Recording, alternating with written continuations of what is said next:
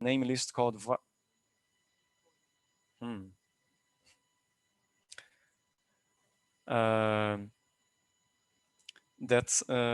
there is already, because ALF comes with this general implementation of the TV model. There is already a name list, a namespace called var TV. So don't use that. You might even want to delete it to make sure that you don't have that no confusion takes place or even conflict. And when you create, if you decide to rename namespace for the vanilla to TV, remember to say TV different from just T and then V, for example, having an extra underscore between the two letters. Okay, that's a small detail, but an important one to prevent headaches.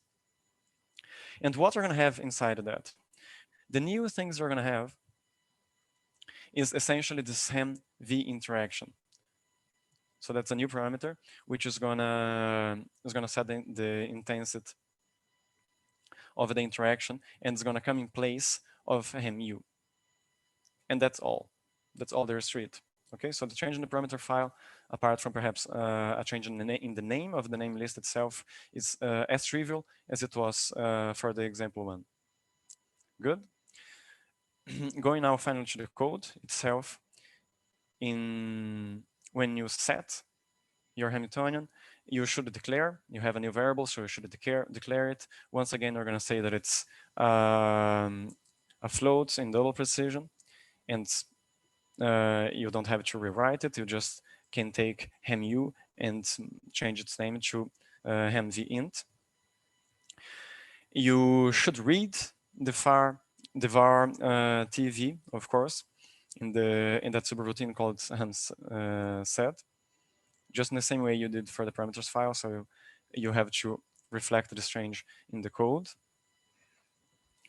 And we are dealing with spinless fermions here. And using the opportunity to mention something that I did not mention before. It's in the title, but I did not say it. We are going to restrict ourselves to the one-dimensional TV model. Okay, just to keep things simple. There's no need for that, but it is a simplification. So that's going to be one of the changes that are going to take place. And we were working with spinless fermions, so we're going to change the number of flavors to 1. It's a tiny parameter change. You should not forget. As you remember, if you want to be able to properly use MPI, if you want to run it in parallel, you should also broadcast. Now, not anymore hemu. It's important. Now it's not really optional to take care of the MPI broadcast, because if you just leave it at it's going to try to broadcast an undefined variable, so we're going to have a problem. So you really should change it from hemu to hem the int. And similarly, you should change the output to that important file that contains all the information with the run, called simply info. You should change it there too, so that the correct variable is outputted. And then we come to the implementation of the new model after all. So you have this interaction, and the way it translates into code is it's unfortunately cut into 2 different pages. Perhaps I should be able to make it continuous. Yes, so now it doesn't matter. That's among 2 pages. So, but the first part's not so important anyway. So the first part just takes care of the allocation. So I loop over the number of flavors, which is now irrelevant because there's just 1, and the number of dimensions. And I allocate, I make, as it's called, the operators that are going to store the interaction. Okay. And then we do the loop that really matters. I'm going over the bonds, the number of dimensions. And that's how it should be to reflect the interaction as it's written up here. And that comes from the model that we described before. Okay. I'm not going to explain that, but one thing that you might notice, that the main change, or the most obvious change, is not a change at all. We have here the hem v int instead of hem u There are other changes, of course, but that's one of the obvious ones. Okay, and let me remind you that here in the tutorial, in the document that I'm showing you, we don't have a complete list of all the changes. We just give examples. So that's of the changes that have to be performed um, for all the exercises. For this exercise number 2, it appears that we do have all the necessary changes. I think no. Here already we don't give all of them, which is okay. You're not left in the dark. Remember that we do provide the solution, so the file with all the necessary changes is found in the solutions directory when you downloaded the tutorial. So the start of the modification is just related to changing the changes that matter, and then you have another change that matters, but in some senses almost equally trivial. It's just related to being in 1 or 2 dimensions. So the vanilla happened to be made for 2 dimensions, and the TV we've decided to make in 1 dimension. I don't need to explain those here to you, but I can remember that those are the green functions. Okay. So, and a last example of the sort of the modification you should perform is given here. So this is actually the whole, it's not a modification, it's actually a whole block that should be added in order to define the observables. Okay, um, so here our choice was to try to make the modification simple instead of as small as possible, which means that there are probably parts of the codes from the vanilla that we could have reused for defining the observables for the TV model, but that would make it more complicated looking. You have to look into detail. Okay, this line here, or only this variable I change here. I don't think it would be helpful, so we opted for actually just to say comment out this whole block that defines observable for the vanilla and introduce this new one here. All right. How all of that is defined is something that has been already, fortunately, already covered by Johannes today, just a while ago. So that's so here we're covered. Okay. And once you've done this modifications, you try to compile. Hopefully it works.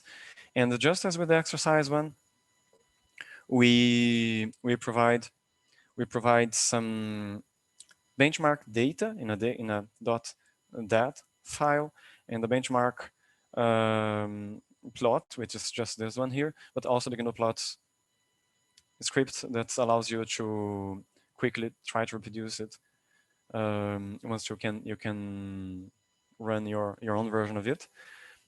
What's being plotted here particularly is the correlation for the density correlation. Okay. All right. No questions so far? All good? Okay. Hopefully that means that it's not that it's being possible to follow and not just too slow and boring. Then we come to our last example of the second part of the tutorial.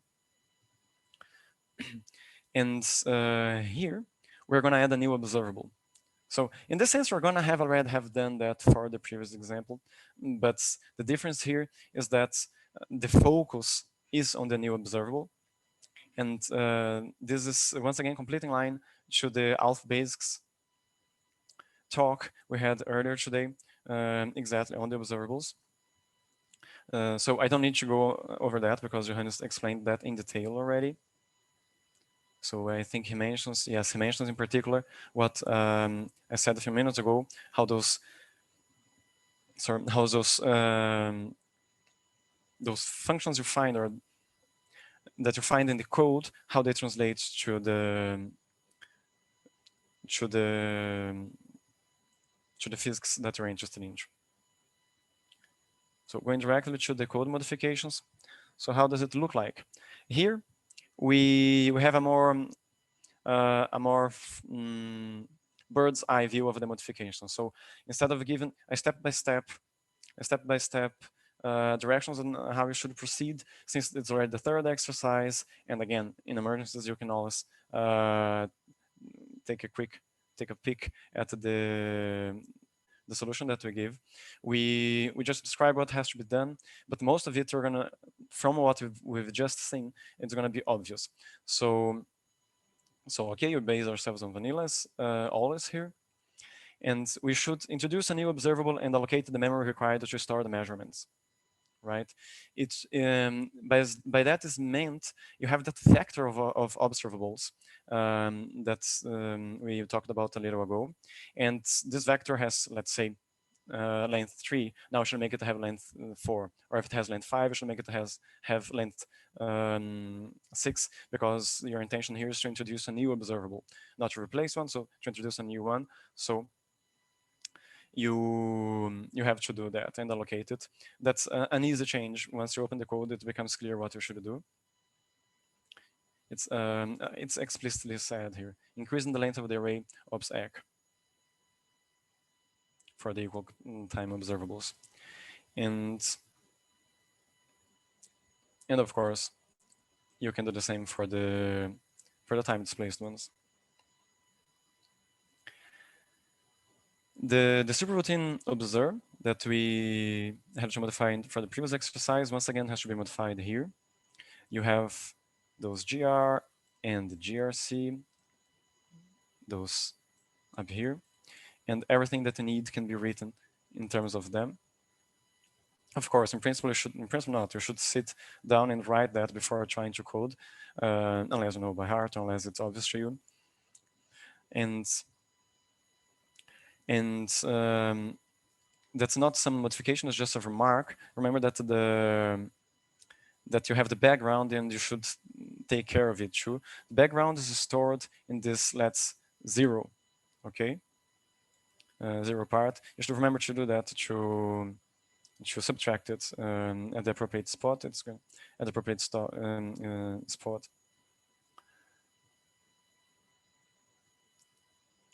This is the step. That's the not so trivial step, of course, that I was mentioning before. Implement the measurement using the decomposition sketched above, right? So which should mean that here, okay? Then I'll talk a bit how there's an emergency SO4 symmetry coming here. We have already some published results on that, of course. So there are some reference. Okay, some of them quite new. Some reference you can go by.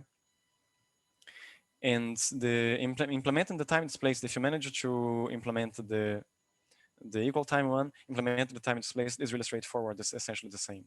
And once you've done that, you're good to go. Okay, so that would be it. We can, of course, do take a look at the code. So let me stay there. I'm just going to open the code and go through it.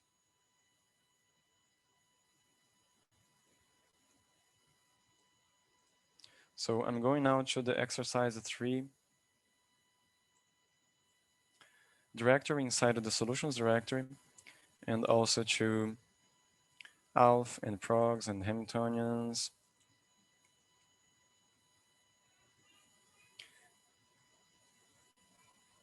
And I'm going to open the solution. Seeing the PDF file, I'm not sure if this is supposed to look like this. I know. I just I don't think it's necessary to show what I'm doing in the shell. That's why I'm describing what I'm doing. So I'm just going there to open the file, and once the file is open, I will change the share to it. Thanks for telling me.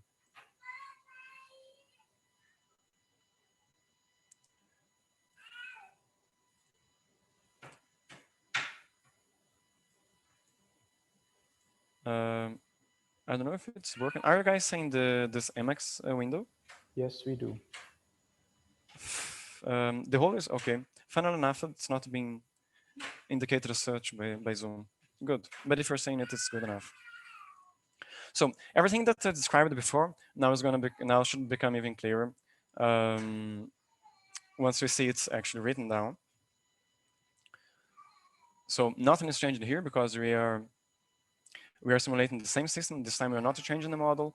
We are not trying to introduce a new parameter in the model, so this stays the same. What we're trying to do, is to, so here's also not going to be anything new that's unusual. What we're trying to do, where's the first modification? It should be a little bit further down Only in the no, log right, box. right, right. There's nothing before the observables. Yes, I was just surprised by that, but of course, so the name of the exercise is trying to change the observables. So we have to arrive there, and here we are. Unlock observers. That's the first part in the code. As you see, it's below the half where you have to do anything, and here we go. I said it was simple, and you can see by yourself now. So instead of instead of an array with 5 elements, we have now one with 6. Okay, and okay, the sort of detail that you should not forget. And I now realize that I didn't even give the name of the observable that you're trying to introduce. So I'm sorry for that. So we are trying to introduce the kinetic energy uh, correlation. So you should give a name for that, because once it's outputted, that's going to be done in a separate file, and this file should of course be given a name as well. So that's what's happening here. So we're saying, so case 6, the cases go over the different measurements that are performed during the run, and we now have a new case 6. That reflects the change that we had here from 5 to 6 elements. Case 6 is going to be called kin from kinetic energy. And the same takes place. Here for the time displaced. So we increase the size of the vector and we give it a name. Okay, we keep the channel in the particle hole.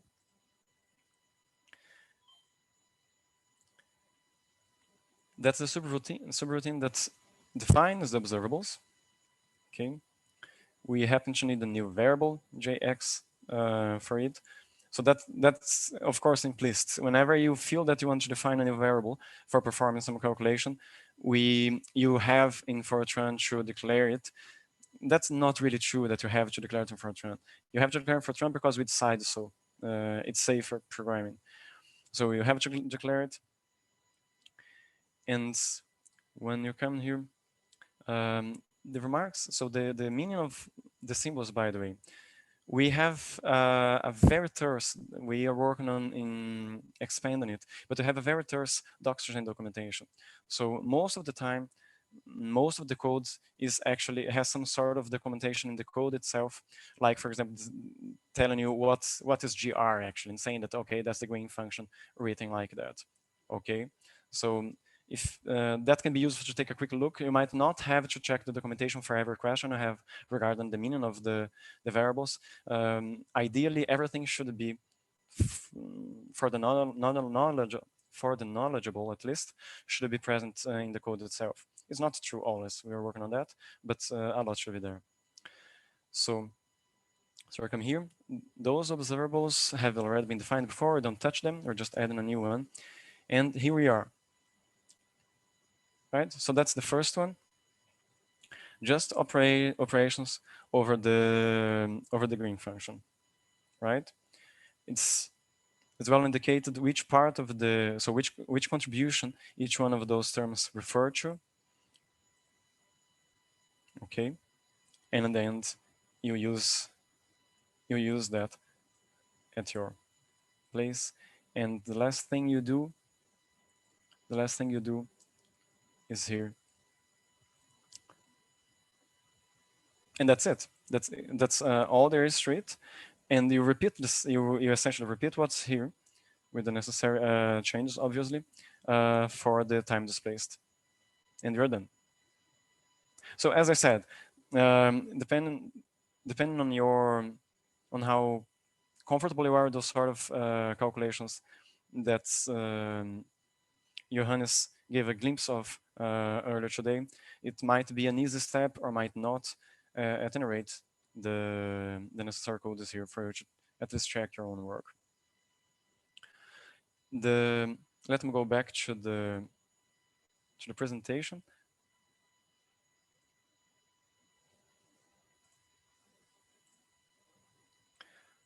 to the presentation.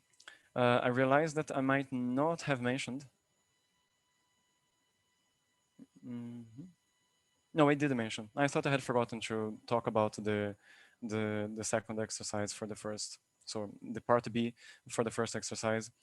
So with that, we're done with the second part of the tutorial.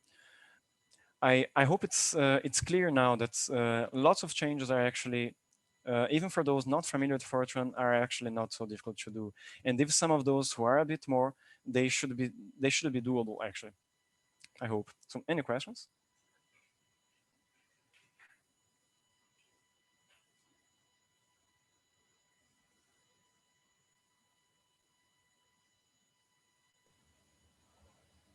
I have one question. I was wondering, is it possible to go once more over the allocation part when you did the increase the size from some 5 to 6? Or can you say once more about it? Sorry, I maybe Of got course, of lost. course. I mean, definitely. Just one sec for me to share it again. And here we are. This happens here. There's a routine dedicated to that. And here it is. So it's a super routine that just takes care of, let's say, preparing things for the real definition of the observables. And what we have here is that we create an array, a vector of observables. And Oh, originally, okay, I see. So you're okay, just originally, adding one more thing, so you have to do. Okay, that's all. exactly. I just changed the number from 5 to 6, and I add one case. Our last case used to be the density one, and that was the number 5. And now I have a 6th case for the kinetic energy. Okay, great. Thank you. You're welcome.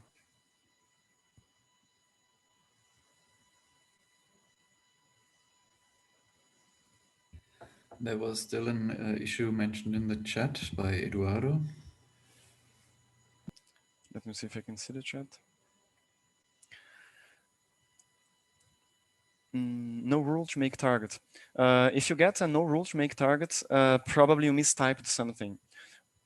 So the way you have been solving that is the way the solution that we provide works is that even when you have a different model like the TV, you don't change the name of the executable. We're still calling it Hubert plain vanilla. So you should have something like make and then space Hamiltonian underscore Hubert plain vanilla. So you should have the name correctly. That's not too difficult to achieve though, because you can use in most systems self-completion. You can just type tab, and then you should get the correct completion that is included in the make file. If that does not work, then of course I have to see what's going on. Yeah, so for example, I'm under the tutorial solutions exercise 1, Mm-hmm. and I'm just trying to compile the modified version.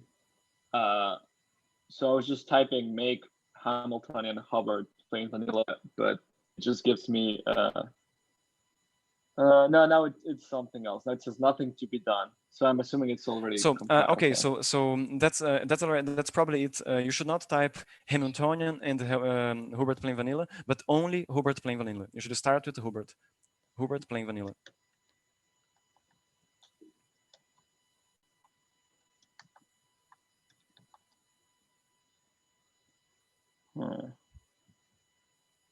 Okay. Yeah, no, I still get the same issue. No rule for that. And, do you want to share your screen with us?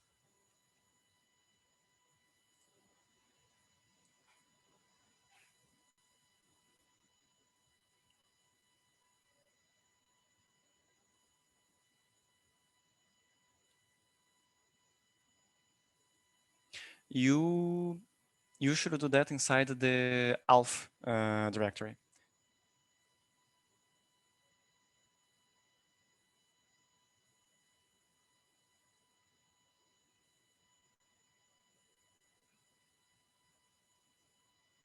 There you go.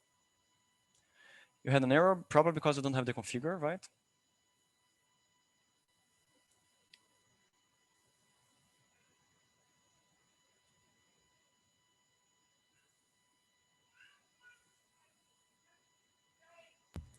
You have an issue that some libraries that you're trying to link are not made for your library, for your laptop. These undefined symbols for architecture. I don't know a solution from the top of my head. It's the first time that I'm seeing this issue, but I doubt that it's solvable that it's an issue within our scripts. I would try make clean and then make again. Exactly, I would try that. That's make it clean. First make. Make and then clean. Yeah, exactly. Of course, compiling everything again is going to take a bit, but it's worth trying. And then say you should type. Yep, you can do that again. It should not change anything, but you go ahead. And after that, you type only make to compile the whole ALF.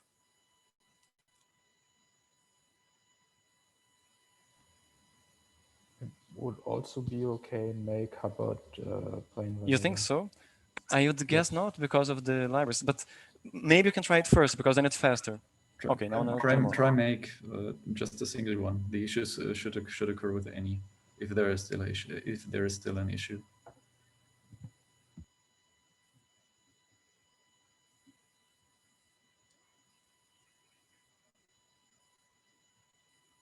How did you get this ALF copy there? Did you actually download it in a place and then went, well,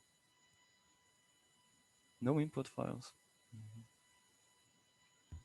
Can you scroll to the a little bit upwards, since it for whatever reason has just dumped the whole source file onto the terminal? A little bit more. Stop. That's it. There's something interesting, hopefully. This is the issue with the COF tau pH analysis, isn't it? Looks like it. A little bit further down. Even more. Oh, stop it. Yeah, the last call was to the preprocessor.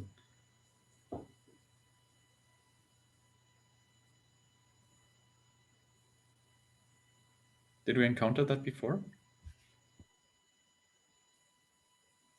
Eduardo, is the first time that you see this error? No, so this is the error that we had until like Thursday morning before the makefile changed. I think Jonas also changed the makefile to solve this issue on the latest Mac versions. Ah, but this is corrected in the current master, but it's not made its way to the solutions in the exercise. Of course. So does it work with you copy the make file from a current ALF into this ALF of the solution? You can try that, or might it break it? I think that should be fine. I think it should be fine, sure. I mean, the make file should not have been changed too much.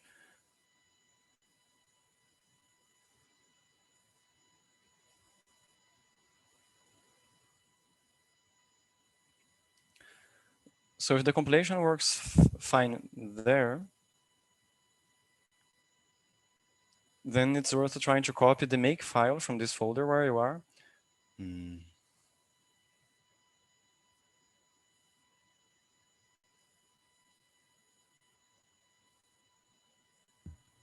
You mixed up 0 and O in line 357. That's exactly. That's the, yeah. But yeah. So after the percentage sign, it should be O, not 0. But the compilation and linking step from above seems to succeed. So the make clean did help. And you see also, don't skip still, don't stay there. The last error is complaining that the hem.ty has no implicit type. That means that you need to declare you need to declare it. So you need to find where hem.t is declared as a